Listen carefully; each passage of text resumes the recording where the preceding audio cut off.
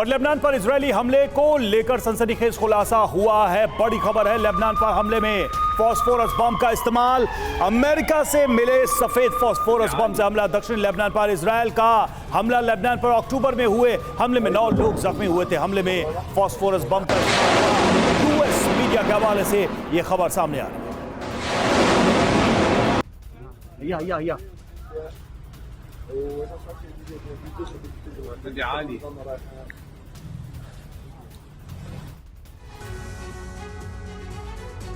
और देखिए, लगातार अमेरिकी मीडिया भी बहुत कुछ इस पर दावा कर रही है। कहा जा रहा है कि अमेरिकी मीडिया के हवाले से इजराइल को लेकर यह दावा किया जा रहा है कि उसकी डिटेल आपको बताएं। इससे पहले आपको यह भी बता देते हैं कि दरअसल दावा यह किया गया कि इजराइल ने फास्फोरस बम गिराए हैं। दक्षिणी लेबनान में गिराए गए हैं बम। यह कहा गया है कि इस इलाके में यूएस से मिले फास्फोरस बम का प्रयोग और कब हुआ, अक्टूबर महीने में ये इस्तेमाल किया गया। दरअसल 4 घर जलकर खाक हो गए थे, इसमें 9 लोग जख्मी हो गए थे। इसका असर भी हम आपको बता रहे हैं और ये भी बता रहे हैं कि कहां पर इस्तेमाल किया गया और कैसे पता चला इसका। सफेद फास्फोरस बम के अवशेष मिले थे और विवाद क्या है, युद्ध अपराध के तहत जांच की मांग की जा रही है इसको लेकर। और देखिए, खास बातें भी आपको बता दें कि फास्फोरस बम के इस्तेमाल पर पूरी तरीके से प्रतिबंध है, ये बैंड है, इसको इस्तेमाल नहीं किया जा सकता।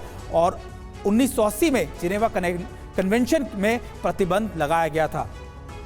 बिल्कुल। और देखिए, फास्फोरस बम को खतरनाक क्यों कहा जाता है और क्यों इसके प्रयोग या इसके इस्तेमाल पर प्रतिबंध लगा दिया गया, आपको जल्दी से वो बताते हैं कि इसके पीछे की वजह क्या है। तो फास्फोरस बम कितना घातक है, जल्दी से इसको समझिए। ऑक्सीजन के संपर्क में आकर जलता है, पहली बात तो ये। तेजी से चारों ओर आग फैल जाती है, चारों तरफ आग लग जाती है और धुएं से इंसान का दम घुट सकता है।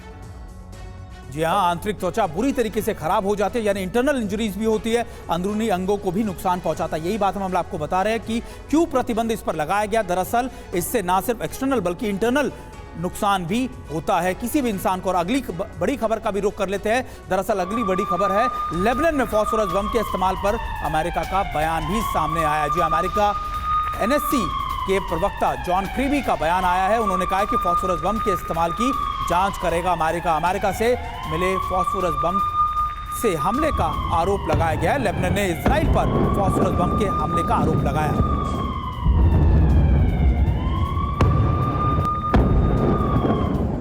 और ग्रुप कैप्टन पांडे सर, देखिए, अगर देखा जाए फास्फोरस बम, ऐसे हमने रशिया और यूक्रेन की जंग में भी देखा कि कई ऐसे प्रतिबंधित वेपन्स का इस्तेमाल किया, बम्स का इस्तेमाल किया। ऐसा लगता है कि इजराइल अपने लक्ष्यों को पाने के लिए किसी भी हद तक जाने के लिए तैयार है इस समय, चाहे वो अमेरिका को बाईपास करना ही क्यों ना हो। देखिए, निश्चित रूप से IDF की सेनाएं जो है बहुत कुछ कर रही हैं जो कि सामान्य स्थिति में शायद ना करती। लेकिन जहां तक व्हाइट फास्फोरस बम की बात है तो ये मुझे लगता है, मेरा आकलन है कि ये एक मिथ्या है, क्योंकि जिस प्रकार का जो नुकसान होना चाहिए, जिसको कि आपने अभी बताया पूरा कि क्या क्या उससे नुकसान हो सकता है, ऐसी कोई खबर नहीं आई। और वहाँ पर काफ़ी लोगों के मारे जाने की खबर आती, ऐसी कोई खबर नहीं आई। तो मुझे शक है कि ये खबर सत्य है। जहाँ तक बात है कि ये अमेरिका बोल रहा है जांच करने के लिए, इसके पीछे जो दबाव पड़ रहा है, अभी हमने देखा कि यूनाइटेड नेशन सिक्योरिटी काउंसिल में आर्टिकल 99 के तहत जो है वो दबाव बनाया गया, जो अमेरिका ने उसका विरोध किया और ब्रिटिश उससे अगेंस्ट रहे। अभी दबाव बन रहा है यूनाइटेड नेशन जनरल असेंबली में आर्टिकल 377 F5 को लाने के लिए, जिसमें कहा जा रहा है कि अगर UNSC अगर इनफेक्टिव है तो बाकी जो देश मिलकर उसमें ऐसा कार्रवाई कर सकते हैं, ऐसे कदम उठा सकते हैं जो कि दबाव डालें इजराइल पर ताकि सीज फायर हो। तो जिस प्रकार से एक दबाव बनाने का प्रयास किया जा रहा है, कब पांडे सर, लगातार ये पूरी दुनिया की नजर है और यही कहा जा रहा है कि जल्द से जल्द हो, क्योंकि और विध्वंसक रूप लेता जा रहा है।